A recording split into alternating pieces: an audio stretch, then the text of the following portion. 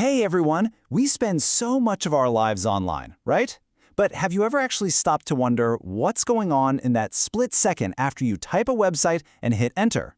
Well, today we're pulling back the curtain on that invisible journey to see exactly how it all works. I mean, it seems so simple, doesn't it? You type in a name, and boof, you get a website. But underneath that simple action is this lightning-fast two-part dance. First, your computer has to find the right destination out of billions. And second, once it gets there, it has to have a conversation that it can actually remember. We're going to break down exactly how it does both. All right, so first things first. Before your browser can even think about asking for a web page, it has to know where to send that request. And this creates a fundamental translation problem that has to be solved every single time you visit a new site. And this really gets at a core difference in how we and computers see the world. We remember names, right? Like example.com. It's easy for us. But computers, they navigate the web using numbers. Every single device hooked up to the internet has its own unique numerical address, called an IP address.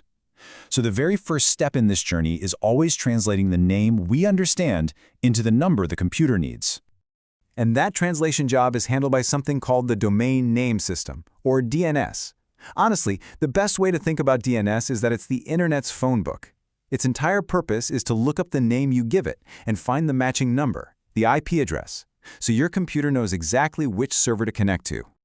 But, to be super efficient, it doesn't just go straight to the main phone book every single time. The system's way smarter than that. It checks locally first. It starts with your browser's own memory, its cache, asking, hey, have I been here recently? If the answer is no, it checks with your computer's operating system. Still no luck? It'll ask your router. And only if none of those have the answer does it finally reach out to your internet service provider's big DNS server. This whole chain of events is designed for one thing, pure speed. Okay, so DNS did its job. Our browser has the right IP address, and it has successfully reached the server. We're there. But now we have a whole new problem. A conversation is about to start, but the language of the web, well, it has a terrible memory. The protocol for these conversations is called HTTP, and it's what we call stateless, which is just a fancy way of saying every single request you make is treated like a brand new interaction. The server has zero memory of who you are or what you've done before. It's like talking to a goldfish. The moment the conversation ends, you're a complete stranger again. So this brings up a huge question, doesn't it? If the server forgets you instantly, how in the world does your shopping cart still have your items in it when you click to the next page? How does it remember that you're logged in? I mean, if every interaction started from scratch, the modern web just wouldn't work. So to fix this, to give this forgetful conversation a memory, we needed a clever solution.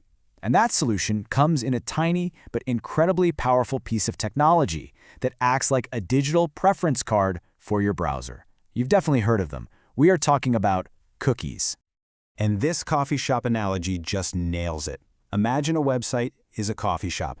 The first time you visit, the server, our cashier, gives you a little preference card with your details on it. That card is the cookie. So the next time you'll walk in, you just hand over the card, and the cashier immediately knows who you are and what you like, no questions asked. And that's pretty much exactly how it works on a technical level. A cookie is just a tiny little text file that a server hands to your browser.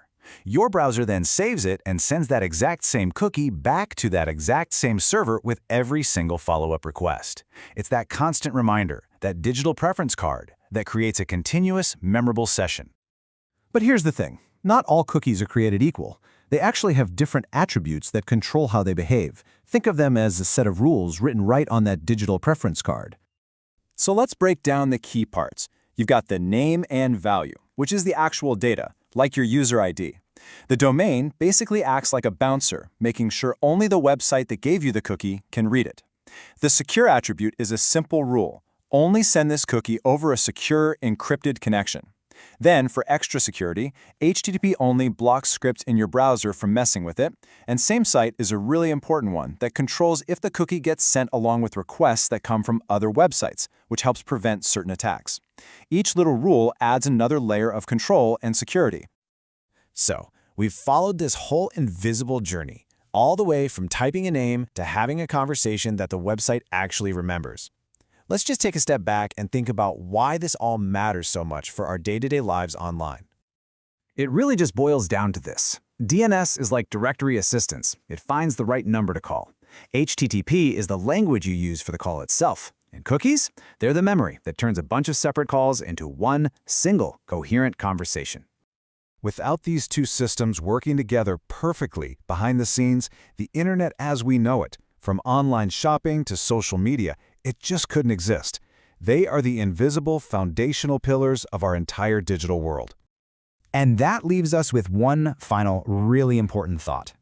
This technology, this digital preference card, makes our online lives incredibly convenient. But it also raises a fascinating question about control and privacy in our modern age. Who really gets to decide what information is written on that card and how it gets used? Something to chew on next time you hit enter. Thanks for joining me.